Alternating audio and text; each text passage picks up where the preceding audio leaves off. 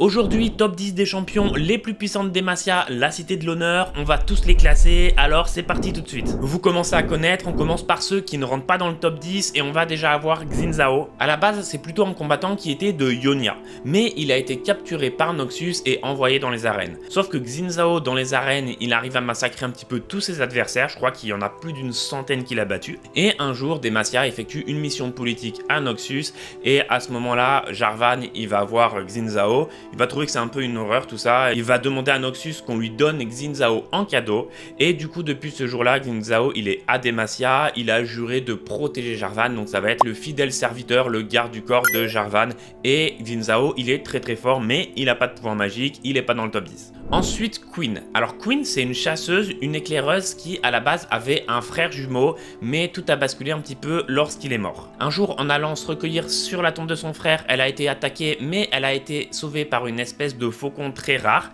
et c'était cet oiseau qui s'appelait Valor et qui va devenir le futur partenaire de Queen. Ils vont être un petit peu liés entre eux. Maintenant, Queen, elle effectue des tracks avec Valor pour punir des ennemis de Demacia, en assassinant un petit peu ses cibles furtivement à l'arbalète. Donc elle est très forte, au combat rapproché, je sais pas si elle vaut vraiment grand chose, elle se bat surtout avec Valor et elle peut pas être dans le top 10. Ensuite, on a Garen, le chevalier de Demacia, qui est le frère de Lux. Lui, c'est vraiment l'incarnation des valeurs de Demacia, c'est-à-dire l'honneur, la ténacité et surtout le refus de la magie. Il est vraiment contre toute forme de magie, malgré que sa sœur possède des pouvoirs. Il l'apprend alors qu'il savait un peu, mais il voulait pas le savoir et...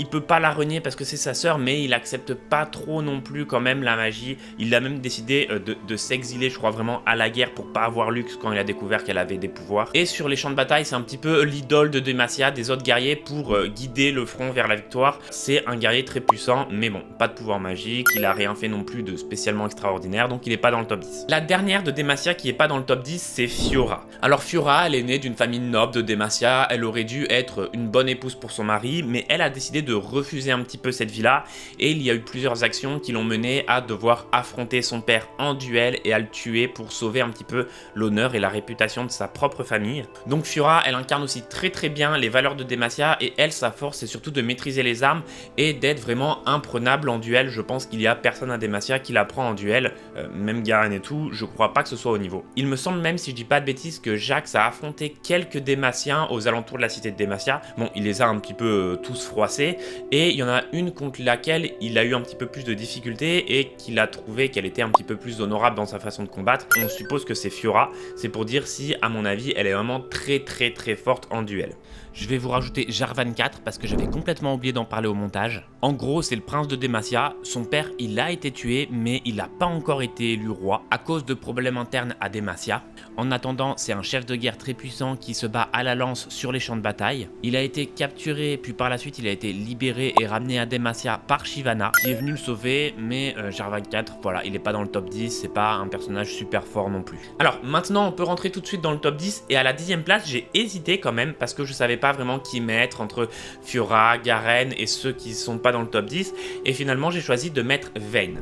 Vayne, c'est une traqueuse de monstres en fait. Sa famille, elle a été assassinée par la magie quand elle était petite, et depuis elle a subi un entraînement de malade pour pouvoir aller assassiner un petit peu toute forme de magie et tuer les monstres. Elle veut venger ses parents, elle refuse de se plier aux règles de Demacia, et elle va un petit peu agir seule pour aller traquer des créatures surnaturelles et affronter toute forme de magie. Donc Vayne qui agit seule pour aller affronter plein de choses surnaturelles, c'est que je suppose si elle est toujours en vie, elle doit être très forte, et c'est pour ça que je la mets en top 10. En 8e et 9e, il y a Lucian et Senna. Alors Lucian à la 9e place et Senna à la 8e place. À la base, ils sont Demaciens tous les deux, ils se rencontrent dans une mission et ils vont tomber amoureux et être liés, jusqu'à ce qu'ils aillent affronter Thresh. Senna, elle est capturée par Thresh, je crois bien qu'elle est un petit peu morte, on sait pas vraiment. Lucian va avoir énormément de mal, mais à force de se donner, il va arriver à la libérer. Sauf que Senna, elle, dans la lanterne, elle va arriver à maîtriser un petit peu les pouvoirs de la brume noire.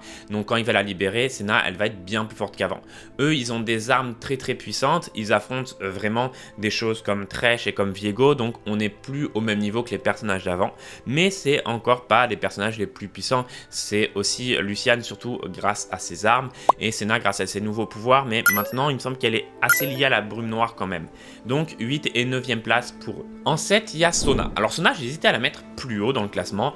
À la base, elle, c'est une Ionienne qui est née muette, et elle va se rendre compte qu'elle a des dons, vraiment des grands talents pour pour la musique. Un jour, il y a une famille démacienne qui va la rencontrer et qui vont trouver ses talents admirables et ils vont la recruter, la prendre avec eux à Demacia.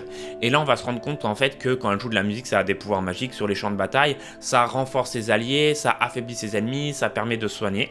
Donc, elle est vraiment très utile. C'est un rôle de support, un petit peu comme dans le jeu, mais ses pouvoirs la rendent vraiment indispensable pour que Demacia puisse gagner un petit peu ses guerres. Donc, top 7 pour Sona. Top 6, il y a Sylas. Alors Sylas, c'est très dépendant un petit peu de l'entourage. Parce que à la base, Sylas, pour ceux qui ne connaissent pas, quand il était enfant, il a été capturé un petit peu par Demacia parce qu'il a des talents pour repérer les autres mages. Donc ils vont l'utiliser pour traquer les autres mages et pour aller tuer les autres mages. Sauf qu'un jour, Sylas, il va toucher un mage sans s'en rendre compte et sans faire exprès. En fait, il va voir qu'il prend ses pouvoirs et il va y avoir une explosion qui va être créée. Et suite à ça, il va être emprisonné, bien évidemment. Mais en prison, il y a Lux qui va venir le voir et devenir un petit peu ami avec lui. Grossièrement, le jour de son exécution, il va voler les pouvoirs de Lux pour détruire toute une partie de Demacia. Donc, faut se dire que Sylas est vraiment extrêmement puissant quand il est en présence d'autres mages. Mais tout seul, il n'a pas de pouvoir propre. Donc, il est à cette 6e place parce que s'il est entouré de mages, il peut être globalement vraiment très fort. Mais s'il est tout seul, malheureusement, il peut pas faire grand chose. Donc top 6 pour Sylas. Avant de rentrer dans le top 5 restant, je vous fais une petite promo pour moi-même. Pour ceux qui me connaissent pas encore, je crée des chansons qui racontent l'histoire des personnages de League of Legends. Et il y en a déjà pas mal qui sont disponibles sur Spotify. Alors j'en rajoute une nouvelle chaque semaine. Si vous voulez aller voir ça, ça m'aidera beaucoup. Vous tapez l'histoire en chanson, c'est disponible sur Spotify, Deezer, Apple Music, un petit peu partout où vous voulez. Et puis vous écoutez, vous verrez simplement pendant que vous jouez vos parties ou pour découvrir l'histoire des champions d'une manière un petit peu plus fun, ça s'écoute assez facilement. En 5e, j'ai mis Shyvana. Alors Shyvana, elle est née mi-femme, mi-dragon. Ce qui va se passer, c'est qu'elle vivait seule en exil jusqu'au jour où elle va rencontrer Jarvan IV blessé et elle va décider de le sauver et de le ramener à Demacia. Du coup, Jarvan, lui, il va l'accepter à Demacia et Shyvana, il y a sa mère qui va la retrouver. Sa mère, c'est Iva, c'est un grand dragon qui, elle, est vraiment, pour le coup, 100% dragon. Et donc, elle va venir attaquer Demacia pour détruire Demacia un petit peu pour récupérer ou pour tuer sa fille, je ne sais plus exactement. Et du coup, Shyvana va aider les Demaciens à affronter sa mère et elle va finir par tuer sa mère. Donc, elle peut se transformer en dragon, elle peut lancer des flammes, elle a des pouvoirs vraiment très forts. Si Iva a mis Demacia en difficulté malgré la pétricite, et c'est-à-dire toute l'anti-magie qu'il y a à Demacia et que Shyvana est arrivée à tuer Iva, c'est qu'elle est vraiment quand même extrêmement puissante. Donc Shyvana top 5 dans le classement. En 4e, il y a Poppy. Alors Poppy, c'est Niordle qui va accompagner quelqu'un qui avait le marteau d'Orlon. Et en fait, le marteau d'Orlon, il est donné uniquement à des élus. C'est un petit peu comme le marteau de Thor, c'est quelque chose de vraiment extrêmement puissant. Un jour, il va être donné à Poppy, ce marteau d'Orlon, en lui disant « Bon, voilà, je te donne le marteau pour que tu trouves l'élu pour lui donner le marteau. » Mais on lui a dit ça, alors qu'en fait, la vérité, c'est qu'ils lui ont donné ce marteau parce que c'est elle l'élu. Elle ne le sait pas, donc elle va continuer à chercher l'élu, mais en attendant, elle va se battre avec ce marteau et être extrêmement puissante. Elle est capable sans souci toute seule d'affronter des centaines, voire des milliers de guerriers, je suppose. Donc voilà, Poppy, elle connaît pas vraiment sa puissance, mais je la mets top 4 parce que je crois bien qu'il n'y a pas grand monde qui peut être plus fort qu'elle à Demacia. En 3, il y a Lux. Lux, elle maîtrise peut-être pas encore totalement sa magie, mais elle est née avec une magie extrêmement puissante. Le problème, c'est que comme la magie est interdite à Demacia, elle n'a pas pu vraiment avoir un entraînement correct pour développer et maîtriser sa magie. Et elle retient aussi ses pouvoirs parce qu'elle a peur de détruire un petit peu tout autour d'elle tellement ses pouvoirs sont puissants. Elle a les capacités d'aller réveiller Galio avec sa magie et c'est à cause d'elle que Sylas a détruit une partie de Demacia en volant sa magie. Donc Lux, elle n'est pas à son prime, je pense qu'à son prime elle est vraiment extraordinaire, mais déjà elle est vraiment extrêmement puissante, c'est la première mage à Demacia de très loin devant tous les autres. Donc top 3 pour Lux. En 2, il y a Galio. Alors Galio, c'est une statue de pétricite qui a été forgée pour protéger Demacia. Pour ceux qui ne le savent pas, la pétricite, c'est une pierre anti-magie qui absorbe la magie. Galio, il n'est pas vivant. C'est une statue et il va prendre conscience de son être et il va devenir vivant uniquement quand il absorbe assez de magie. Donc en gros, ça s'est passé uniquement dans les grandes guerres qu'il y a eu à Demacia.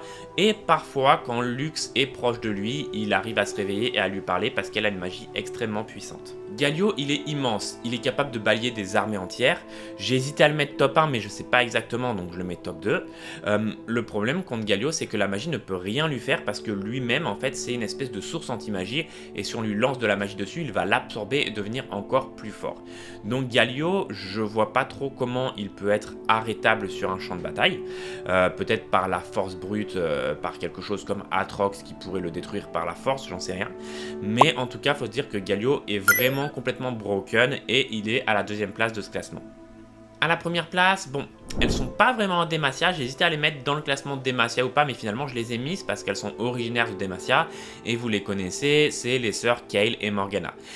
Maintenant Kayle est plus du tout à Demacia, il me semble qu'elle vit un petit peu dans les cieux, et Morgana, elle a décidé de vivre autour de Demacia pour aller aider un petit peu les âmes perdues, les personnes faibles. Les deux, ce sont les filles de la manifestation de la justice. Kayle, elle va représenter parfaitement les valeurs de Demacia avec l'honneur, la loyauté. Pour elle, le pouvoir, il doit se faire par la hiérarchie, quoi, pas parce qu'on le mérite, alors que Morgana, elle va avoir plutôt des valeurs très humaines et être plutôt dans la rébellion et dans le mérite par rapport à ce qu'une personne vaut vraiment. Du coup, dans le lore, je pense que Kayle est plus puissante que Morgana, parce que Morgana, elle refuse certaines choses, mais je ne sais pas vraiment. En tout cas, ce sont les plus puissantes à Demacia. Si la vidéo t'a plu, n'hésite pas à liker et à t'abonner et à me dire quelle région tu veux la prochaine fois. Je sais pas vraiment si on va faire Shurima ou Targon ou Ionia. Voilà, n'hésite pas à me le dire dans les commentaires.